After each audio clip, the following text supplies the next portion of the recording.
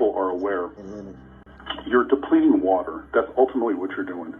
Because since the body is 70 to 75% water, so is the composition of muscle tissue. Now, the way people make weight, and for some people listening, I'm sure they know this already, but the goal is to try and pull as much water out of the muscle tissue. That is the only place you can really make a significant difference in weight. That's why you can drop 15 to 20 pounds in a week. But how that is accomplished is primarily by depleting the glycogen, which binds water to it. So glycogen holds water in a 1 to 3 ratio. So 1 gram of glycogen holds 3 grams of water to it. When you pull the glycogen out, water leaves the muscle tissue. Well, what also happens is you start losing electrolytes. So evidence of this is, anybody's ever watched a marathon race and they've seen a runner cramp up and have to leave the race, what has happened is that they burn through the glycogen, which is stored glucose.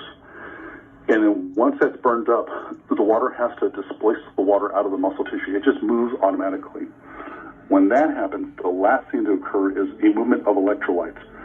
So your sodium, your potassium, your magnesium. Now this gets complicated. It has to do with water balance and electrolyte functions in the body.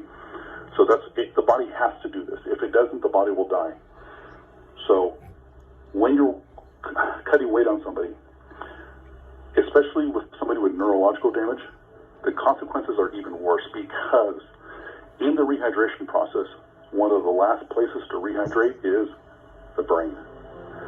So when somebody like Errol Spence is cutting weight, it is going to exacerbate underlying problems that he has, which was evident last night. And I know people don't want to say this because people have been looking to this fight, but you're talking about somebody who medically should have never been. I would not have cleared him. If I was doing the medical clearance on him, I would have denied him. I was going to ask you that. So just to recap, from your professional opinion, as a physician, you said you saw the signs of him coming out and saying, wow, he looks glassy-eyed. This man is suffering from the residual effects of Right. head trauma. So if a doctor from the Nevada State Athletic Commission, or whatever commission, whether it was in Texas or whatever, they must have seen this then, right?